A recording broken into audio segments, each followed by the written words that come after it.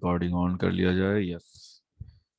सो इसके पहले का सारा टॉपिक को रिवाइज कर लीजिएगा। सिर्फ एक को डोमिनेंस का डायग्राम और उसका डिस्क्रिप्शन जो होता था वो इसके पहले वाले में थोड़ा सा ऐड करना रह गया हुआ है। Once it will be through, ज्यादातर तो डायग्राम ही ऐड किए हुए हैं। इनकम्प्लीट डोमिनेंस वाले में भी सिर्फ डायग्राम ही ऐड किया हुआ था मैंने, इसलिए ताकि उसको एक्सप्लेन कर सके खुद से। Now inheritance of two genes. अब यहाँ से जो पॉसिबिलिटीज थी, उन्होंने क्या किया हुआ था कि ये चीज चेक करने की कोशिश की कि हम लोग चलो ठीक है, प्लांट के हाइट के चलते टॉल और ड्वार्फ जो था, सॉरी टॉल और ड्वार्फ जो था, हम लोगों ने उसके बारे में स्टडी कर लिया कि प्लांट टॉल है या ड्वार्फ है।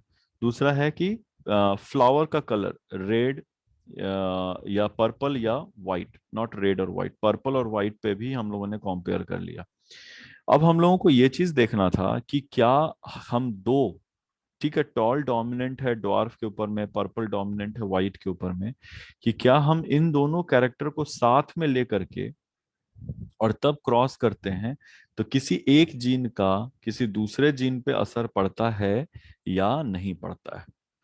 समझ में आएगा? Yes sir. ठीक है। तो क्या, यस सर। हाँ tall plant, purple flower, dwarf plant, white flower, और या फिर हम लोग सीड का कलर या किसी और कैरेक्टर को उठा के एक बार देखते हैं कि एक का असर किसी दूसरे पे पड़ रहा होता है या नहीं पड़ रहा होता है। तो टू कैरेक्टर्स वेयर स्टडीड, जिसमें हम लोगों ने सीड पे ही हम लोगों ने दोनों को स्टडी की कि सीड का कलर येलो है और राउंड शेप के होते हैं, ठीक है, जबकि दूसरे में सीड का कलर ग्रीन था और रिंकल शेप का था। और जब हम लोगों ने इन दोनों को, पेरेंट थे ये, और हम लोग इन दोनों को क्रॉस कराया F1 जनरेशन में, तो सारे के सारे जो थे वो all seeds were like yellow and round shape. समझ में आएगा? Yes sir. ठीक है। एक प्लांट को, यस सर।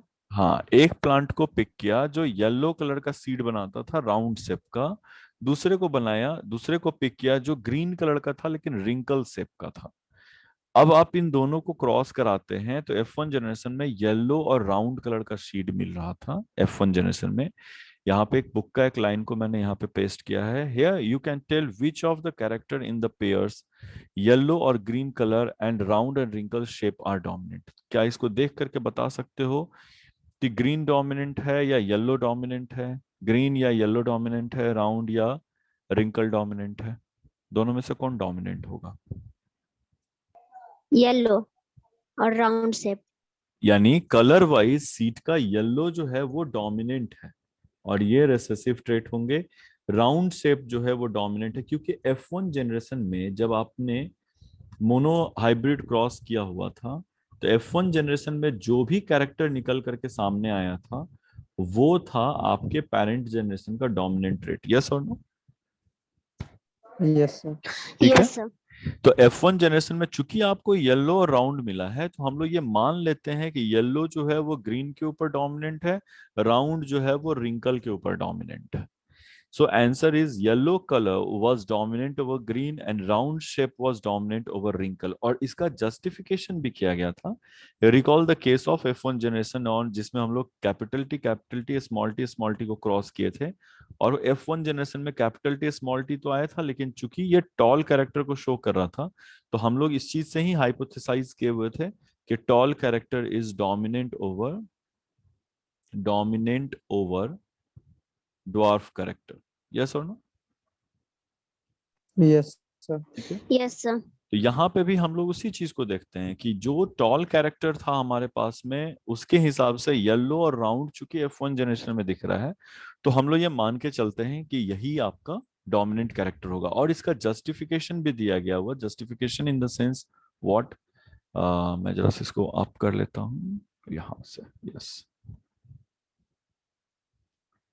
इस चीजों को ये गलती से उसमें ही खुल गया है, माइक्रोसॉफ्ट एज में ही खुल गया हुआ है, इसलिए मैं सोच रहा हूँ कि क्यों इतना सारा चीज क्यों खुल करके आ रहा ऊपर में। खैर, तो इन्हीं चीजों को ये चीज इंडिविजुअली भी टेस्ट करके देखे हुए थे। इंडिविजुअल टेस्ट करने का मतलब है कि ठीक है दो कैरेक्टर को उठाया और ये निकल रहा था, तो हम लोगों ने मोनो हाइब्रिड क्रॉस में येलो वाले को ग्रीन वाले से किया तो F1 जनरेशन में सारे के सारे येलो ही मिले हुए थे।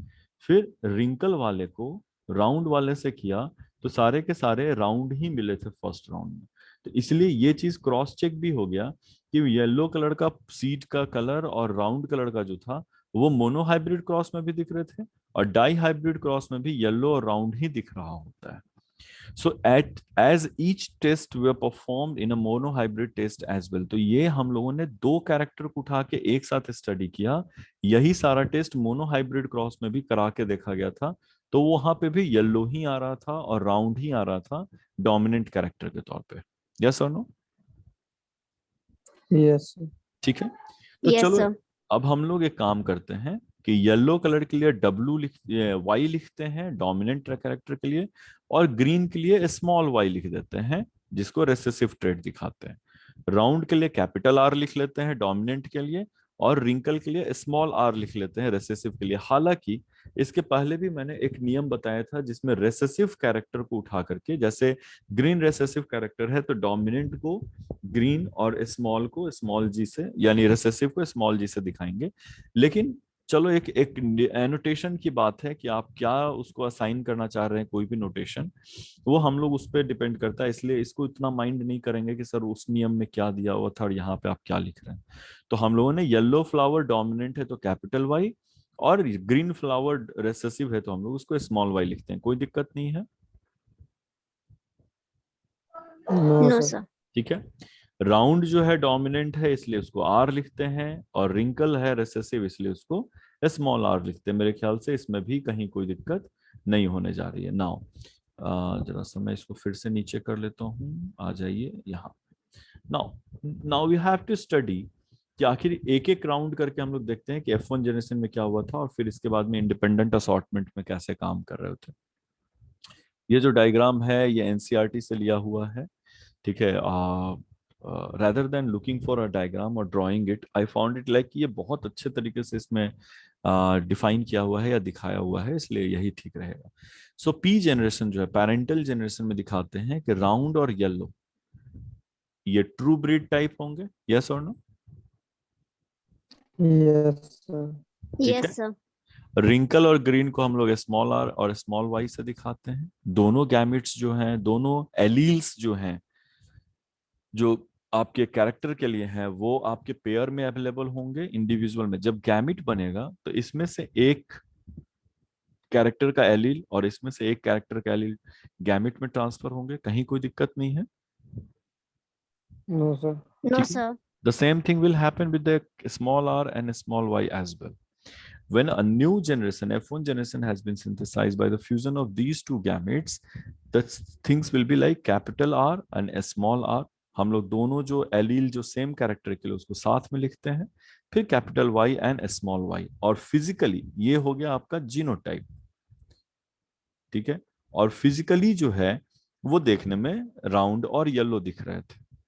फिर हम लोग इसका पनेट स्क्वायर बनाने की कोशिश करेंगे. अब इसका डिग्री ऑफ ये कैसे बनता है, मतलब अगर आपको गैमिट बनाना है तो एक इंडिविजुअल जो capital R small R capital Y और स्मॉल वाई कंटेनिंग है, तो उनके गैमिट्स कैसे कैसे बन सकते हैं. अब कैपिटल आर का असॉर्टमेंट, या ये कहो कि इसमें दो गैमिट बनेगा, आर और स्मॉल आर. यस और नो?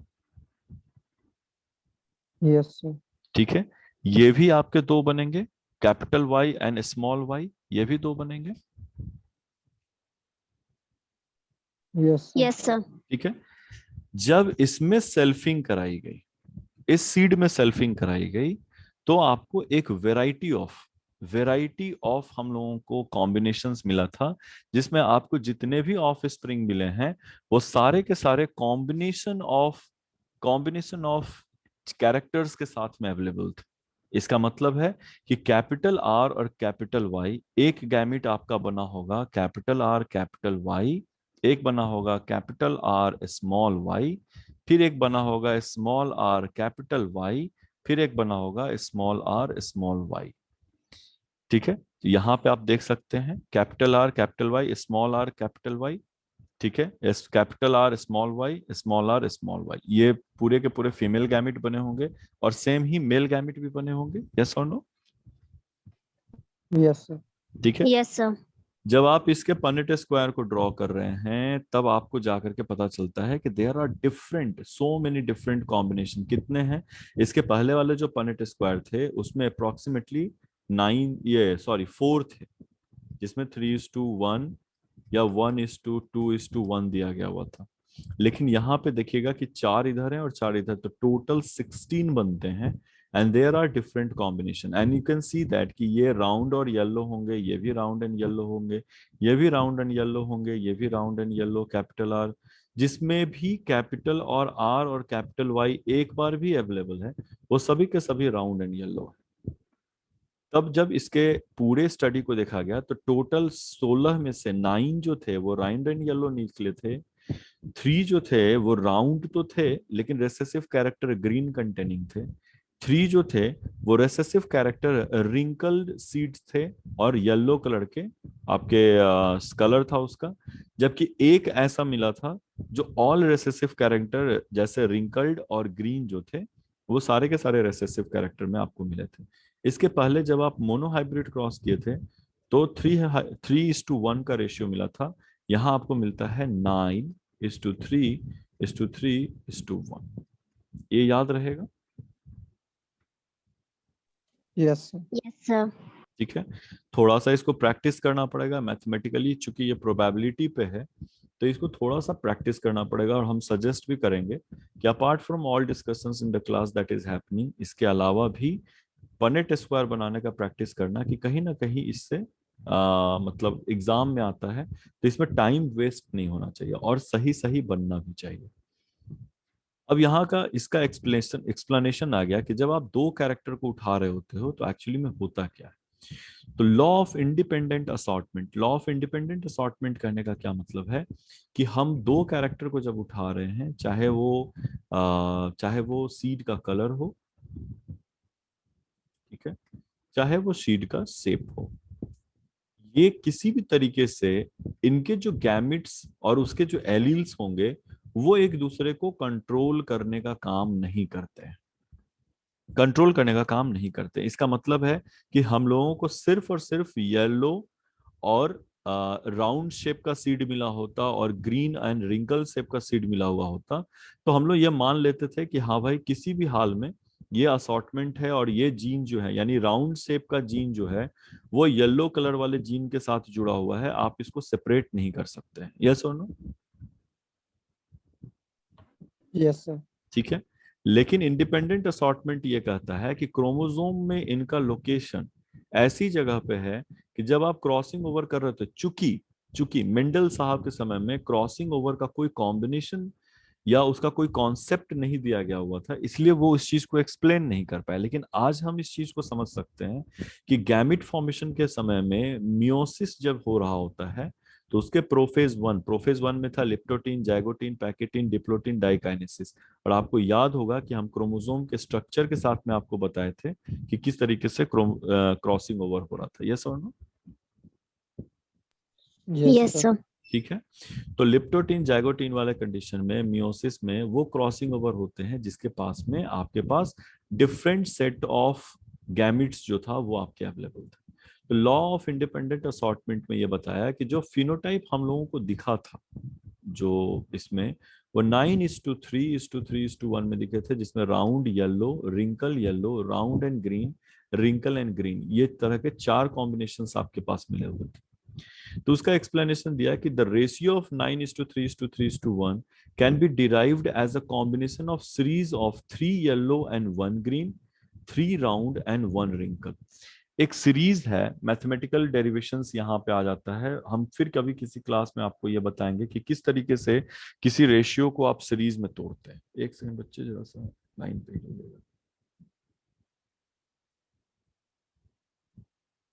रोशन, ओके।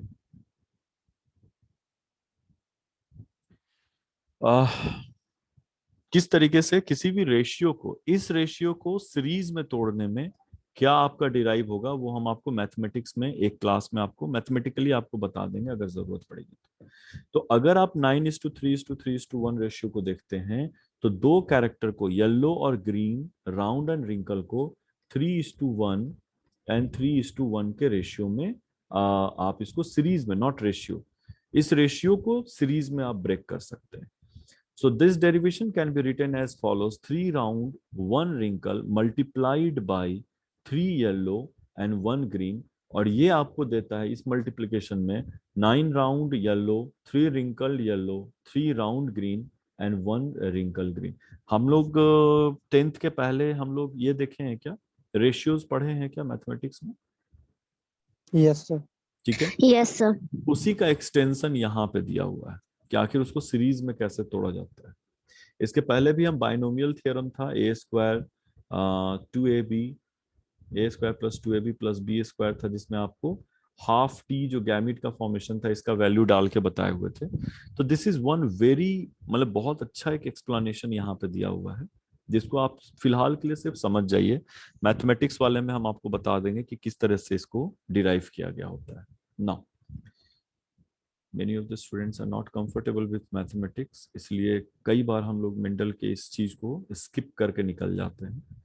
बताने लग जाएंगे तो पहले ही उनको डर लग रहा है कि सर 9:3:3:1, अब आप नया पर से आप क्या बताने लग जा रहे हैं कि डेरिवेशन का एक्सटेंशन कैसे किया जाता है. खैर, तो Mendel law of independent assortment, इसी चीज में उन्होंने लॉ ऑफ एक दे दिया इंडिपेंडेंट असॉर्टमेंट का, जिसमें जीन्स से रिलेटेड है कि व्हेन 2 पेयर ऑफ ट्रेट्स, यानी कि येलो कलर, सीड का कलर क्या था और सीड का शेप क्या था, जब आप इन दो ट्रेट को कंबाइन करना चाहते हैं in an hybrid, segregation of one pair of character is independent to the other pair of character. यानी कि येलो कलर का जो गैमिट बनेगा, कैपिटल वाई और स्मॉल वाई, और वो अलग अलग गैमिट में डिस्ट्रीब्यूट करेंगे, ये फ्री रहते हैं कि आपके शेप के लिए राउंड और रिंकल के लिए जो गैमिट हैं वो कैसे सेपरेट कर रहा है. और इसका मैथमेटिकली यहाँ पे बताया गया है, डेरिवेशन नहीं है, सिर्फ बताया गया हुआ है. Through punnett square we can understand that कि F1 generation is capital R small R और capital Y small Y type. Yes और नो? ये तो डेरिवेशन में, ये पिछले वाले क्रॉस में भी दिया गया था. यस और नो? Yes, sir. ठीक है. इसी Yes, चीज, sir. हाँ, इसी चीज को मैंने ड्रॉप किया कि अगर कोई फ्लावर है, सपोज कर लो कि पी प्लांट है, नॉट फ्लावर, पी प्लांट है, उसमें ये जीन्स अवेलेबल हैं या एलील्स अवेलेबल हैं सीड के शेप के लिए, राउंड और ये, तो कोई भी जो गैमिट बनेगा उसमें कैपिटल आर और स्मॉल आर अलग अलग सेपरेट करेंगे. यस और no? Yes, sir. Yes, sir. ठीक है. तो और सीड का कलर भी बिल्कुल उसी तरह से सेपरेट करेगा, कैपिटल वाई और स्मॉल वाई. ये पीछे हम बता चुके हैं, फिर भी रिपीट कर रहे हैं. The segregation of capital R, तो 50% ऑफ टोटल गैमिट जो है उसमें कैपिटल आर पाया जाएगा और 50% ऑफ टोटल गैमिट में स्मॉल आर पाया जाएगा. कहीं कोई दिक्कत नहीं है? No, sir. ठीक है. The same thing will happen with the capital Y and small I will be as same, कि 50% ऑफ गैमिट जिसके अंदर में आपके कैपिटल वाई पाए जाएंगे और 50% ऑफ द गैमिट है जिसमें स्मॉल वाई पाए जाएंगे. लेकिन दोनों इवेंट ऑफ सेग्रीगेशन जो है वो इंडिपेंडेंट होता है ईच अदर से. यानी कि कैपिटल आर उधर जा रहा है तो हम भी कैपिटल वाई उधर जाएंगे, ऐसा नहीं होता है. वो किस तरीके से सेल डिवाइड कर रहा होता है मियोटिक सेल डिवीजन में, ये उस पर डिपेंड करता है कि नए फॉर्म करने वाले गैमिट में कौन सा जीन सेग्रीगेट किया हुआ है. Which means that 50% of the gamete जो कैपिटल आर जिसको मिला होगा उसको वाई भी मिल सकता है और कैपिटल वाई भी मिल सकता है और स्मॉल वाई भी मिल सकता है. यस और no? Yes, sir. Yes, sir. या आप वाइस वर्सा भी कर सकते हैं. गैमिट बना तो पहले से आपके 2n अवेलेबल थे, तो कोई भी n इधर और इधर ट्रांसफर हो सकता है. तो मान लो अगर इसको हमको स्मॉल r मिला है और ये 2n कंडीशन y और y का है, तो कैपिटल Y भी इसको मिल सकता है और स्मॉल y भी मिल सकता है. अगर कैपिटल Y मिलेगा तो गैमिट के पास में जीनोटाइप होगा स्मॉल r कैपिटल Y और small r small y. Yes और no? Yes, sir. Yes, sir. The same thing will happen with the capital R as well. कि कैपिटल आर के भी कंडीशन में यही होगा कि अगर 50% गैमिट जो है, 50% गैमिट अगर उसको कैपिटल आर दिया गया हुआ है, तो उसके पास में 50% चांस है कि उसके पास में क्या उसको बोलते हैं 25%, नहीं 50%, मेरा दिमाग प्रोबेबिलिटी पे चला गया था कि 25% या सॉरी 50% वाले गैमिट में जिसको कैपिटल आर मिला हुआ है हम ईगर्ड है मैथमेटिक्स बताने के लिए और अपने आप को रोक रहे हैं कि नहीं भाई उस पे लेके मत जाओ। ठीक है, तो वाई का कॉम्बिनेशन, अच्छा ठीक है हम बता ही देते हैं, थोड़ा सा बता देते हैं, ज्यादा नहीं बताएंगे। कैपिटल आर और कैपिटल वाई का मतलब हो गया कि एक गैमिट आपके कैपिटल आर वाई टाइप बनेंगे, दूसरे को कैपिटल आर और स्मॉल वाई टाइप बनेंगे। अच्छा ठीक है, कैपिटल आर और स्मॉल आर दो गैमिट बनते हैं। ठीक है, इसमें कितना चांस है या क्या प्रोबेबिलिटी होता है, 1/2 और 1/2 लिख सकते हैं ना? Yes, sir.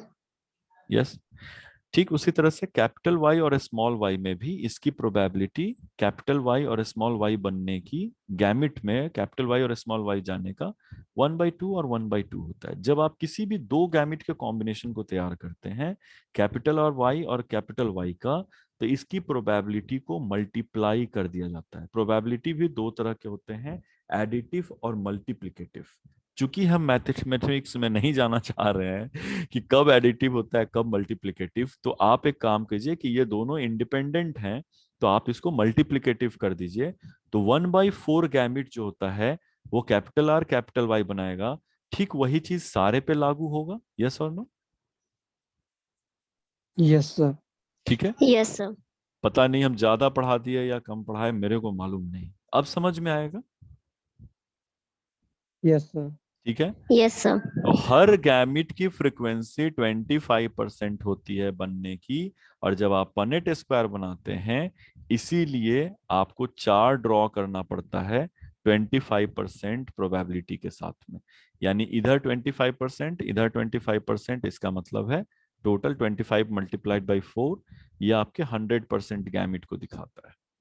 तो these are the 4 combination of male and female gamete. और किसी भी गैमिट का सेग्रीगेशन, किसी गैमिट के अंदर में किसी भी एलील का सेग्रीगेशन किसी दूसरे एलील पर डिपेंडेंट नहीं होता है। इसका मतलब आर वाई भी एलील बन सकते हैं और आर गैमिट के अंदर में, और आर स्मॉल वाई भी एलील बन सकते हैं। This is the rule of independent assortment. Is it clear और नॉट? Yes, sir. ठीक है, Yes, sir. This was all about independent assortment. हो गया भाई साहब?